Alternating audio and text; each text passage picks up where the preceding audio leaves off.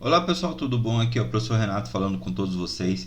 Para a galerinha que não assistiu a nossa videoconferência da aula passada, nossa aula por videoconferência sobre a Revolução Cubana, está aqui justamente tudo aquilo que a gente trabalhou na aula passada sobre a Revolução Cubana e espero que vocês de fato possam entender esse assunto importante dentro da história, ok? Que faz parte da Guerra Fria, tema 3 e tema 4 da unidade 5 do livro de vocês.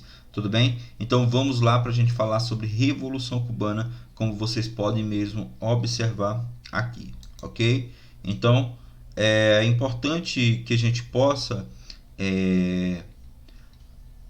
entender esse assunto de uma forma bem simples, ok? Então vamos lá, Revolução Cubana, 1959-1961. Já adianto para vocês, aconteceram duas revoluções cubanas.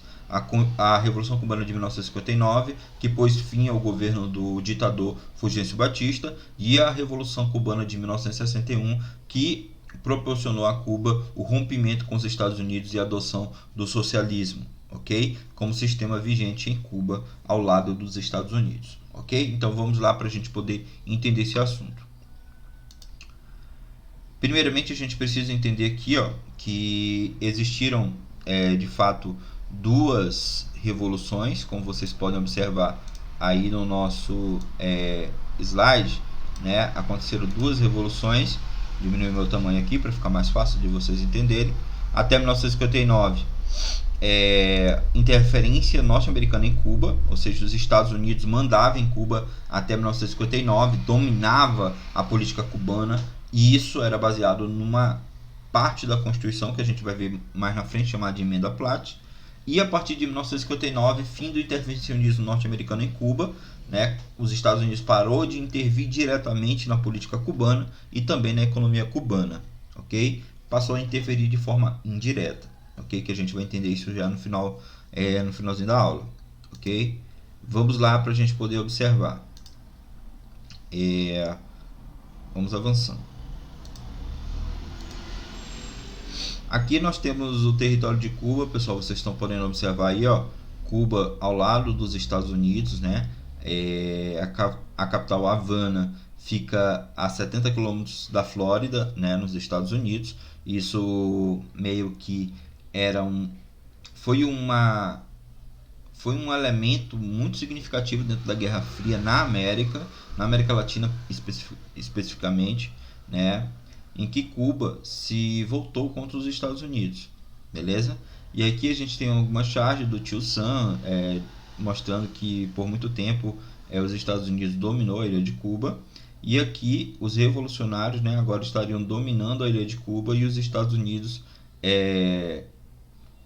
perdeu o domínio sobre Cuba, um território vizinho ao seu, ok? Vamos avançando, pessoal. Localização de Cuba, como a gente já falou.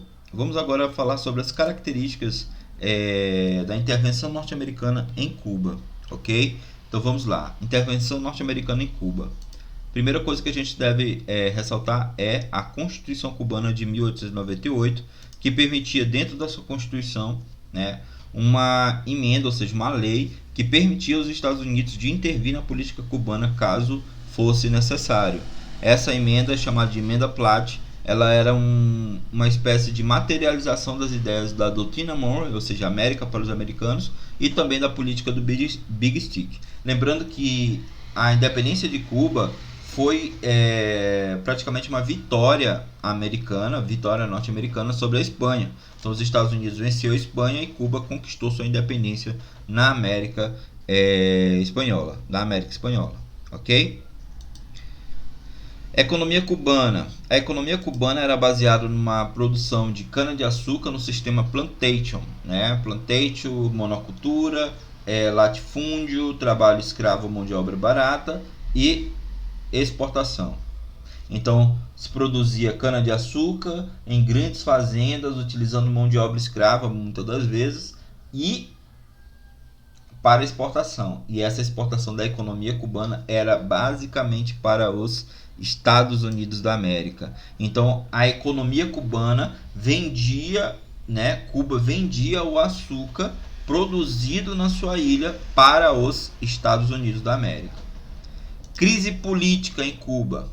Ditadura de Fulgêncio Batista, submissão aos Estados Unidos. Como eu falei para vocês, os Estados Unidos interviam na política cubana.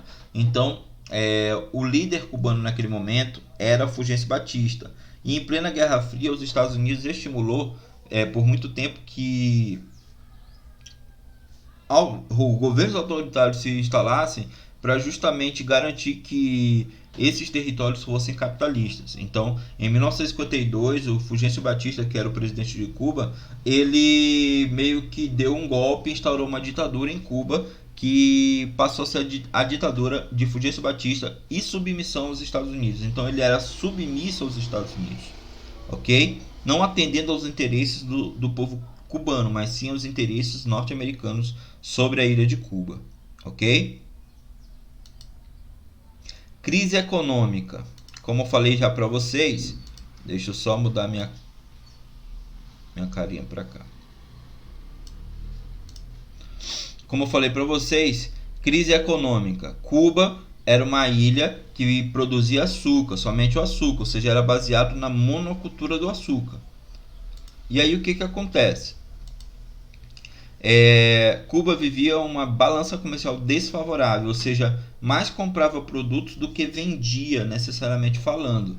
Então Cuba era dependente da exportação e dependente também da importação de produtos, principalmente produtos norte-americanos. Então Cuba tinha uma economia desregulada, ou seja, passava por sérias crises econômicas devido à falta de uma balança comercial favorável. Era um país agroexportador e basicamente dependia da produção agrícola. Os produtos industrializados vinham de outros países, principalmente dos Estados Unidos. Isso fez com que a economia cubana fosse dependente dos Estados Unidos. Tudo bem? Esse é um fator determinante da intervenção norte-americana em Cuba. Então, como Cuba dependia economicamente dos Estados Unidos, os Estados Unidos vai intervir na política cubana, ok? Crise social, fome e miséria ao povo cubano. Então, devido a esse cenário de crise econômica, crise política, ditadura, dependência dos Estados Unidos, dependência da importação, fazendo empréstimos seguidas vezes para os Estados Unidos para cobrir o rombo das dívidas públicas. E aí os Estados Unidos tinham controle sobre Cuba e o povo cubano vivia à mercê dessa situação difícil que o país enfrentava, ok? Um país muito ligado apenas à produção agropecuária, à produção de açúcar. Lembre-se disso, pessoal. Revolução Cubana de 1959. Vamos ver o que foi isso. Derrubada de Fulgêncio Batista do poder. Então, a Revolução Cubana de 1959 provocou a derrubada de Fulgêncio Batista do poder. Ao lado aqui nós temos os líderes da revolta, dessa revolução, que eram o Fidel Castro, Raul Castro e também o Ernesto Che Guevara. Che Guevara é esse argentino bem aqui, que vocês estão vendo desse ladozinho aqui, e o Fidel Castro é esse aqui, por muito tempo ditador cubano. Ok? Então, líderes revolucionários, Fidel Castro, Raul Castro e Ernesto Che Guevara lideravam uma milícia armada de aproximadamente 80 mil soldados, 80 mil guerrilheiros, que lutariam para retomar o poder em Cuba. Tudo bem? Tranquilo?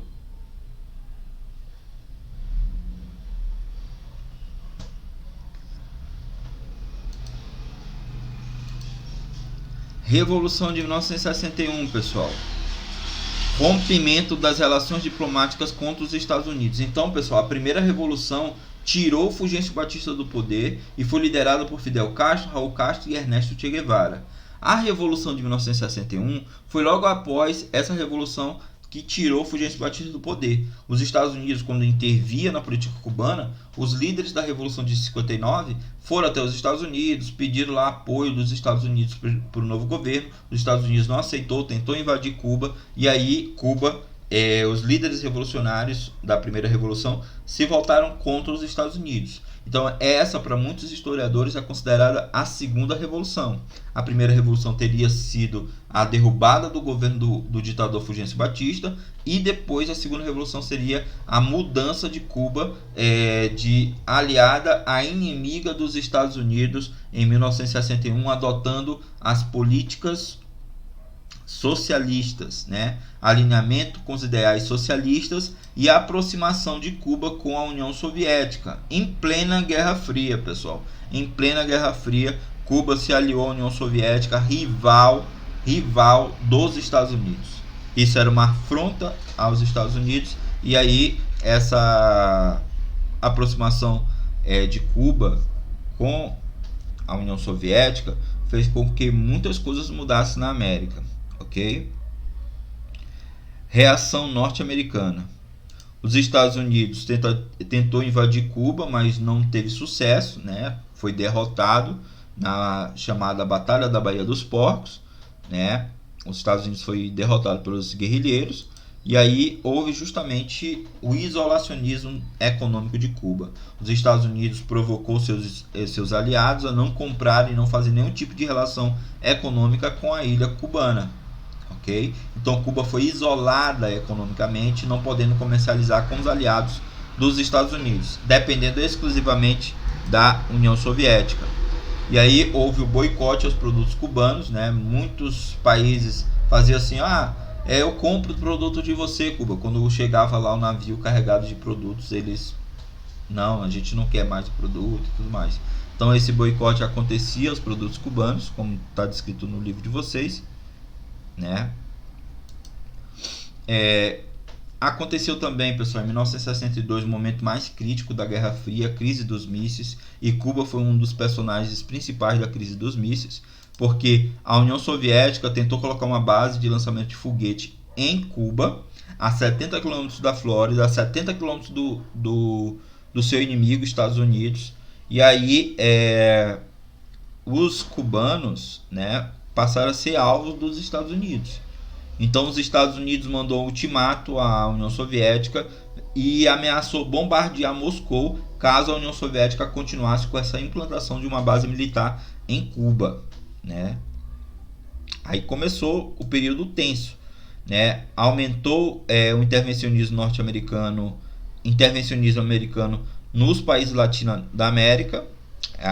É o início da era das ditaduras, né? Aqui, pessoal, é o seguinte: como Cuba se voltou contra os Estados Unidos, mesmo sendo do lado dos Estados Unidos, os Estados Unidos pensou o seguinte: poxa, se Cuba conseguiu ser contra, é nosso inimigo mesmo estando do lado do nosso território, próximo à nossa política. Imagine o Brasil, que está lá na América do Sul, imagine a Argentina, o Chile, a Bolívia, né? Então os Estados Unidos começam a aumentar seu poder sobre os outros países da América Latina para impedir que regimes socialistas se instalassem dentro da América. E aí, nesse fator, os Estados Unidos incentivou militares a tomarem o poder em toda a América. Não é à toa que no Brasil, em 1964, nós temos o início da ditadura civil-militar, que durou 21 anos em prol do capitalismo norte-americano. Ok? E aí a gente entra no tema 4 agora. Como a gente já viu, esse período aqui de Revolução Cubana, nós temos a crise dos mísseis, né, que iniciou uma feroz corrida armamentista entre Estados Unidos e União Soviética, uma tensão de uma nova guerra mundial, da terceira guerra mundial ainda na década de 60. Então tudo isso era algo gradativo, né? Então eles já estavam com medo de acontecer uma terceira guerra mundial naquele período. E aí o que acontece, pessoal? Muitas pessoas começaram a contestar essa corrida armamentista que estava sendo implementada por Estados Unidos e União Soviética.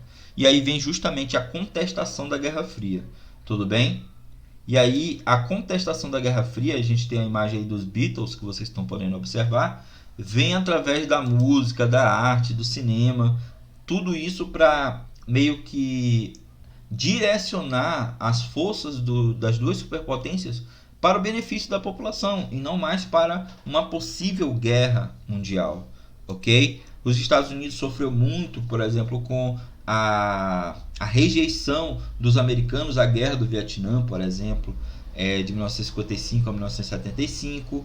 Né? Nós tivemos também o início dos movimentos estudantis de forma mais organizada, a partir da Primavera dos Povos, começado lá em Paris em 1968, né? Em março de 1968, nós tivemos uma onda de protesto de estudantes pelo mundo todo, buscando justamente melhorias no tratamento dos universitários, dos secundaristas, dos estudantes de modo geral. Começou esses movimentos em prol das conquistas de direitos estudantis naquela época.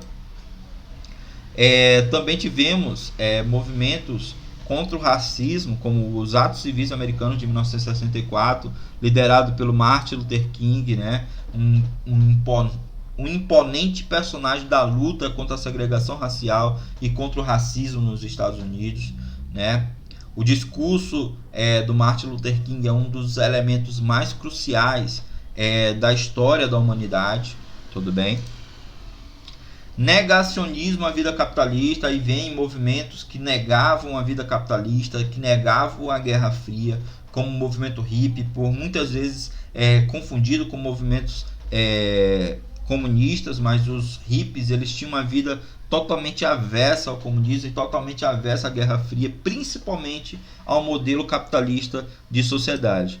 Né? Então o movimento hippie, o movimento do paz e amor, foi um movimento de contestação à Guerra Fria, de contestação à vida capitalista, e um movimento que iniciou também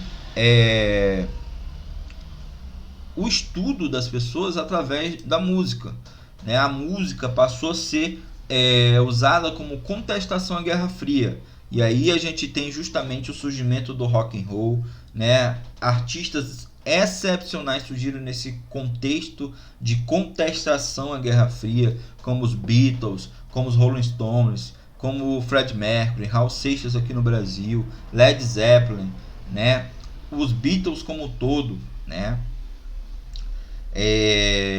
Paul McCartney, né? Todos esses caras aí que faziam parte dos Beatles, eles tiveram uma espécie de manifestação social através do seu sucesso na sua carreira profissional. Eles tiveram como percussores de ideias relacionadas ao fim da Guerra Fria. Então, movimentos de contestação à Guerra Fria são movimentos muito importantes que fizeram surgir ícones da música no mundo todo para justamente lutar contra as atrocidades dentro do mundo bipolar. Tudo bem? E com isso a gente encerra a nossa aula hoje falando sobre justamente esses dois assuntos, ok? Revolução Cubana e contestação à Guerra Fria. Valeu, pessoal, é nóis!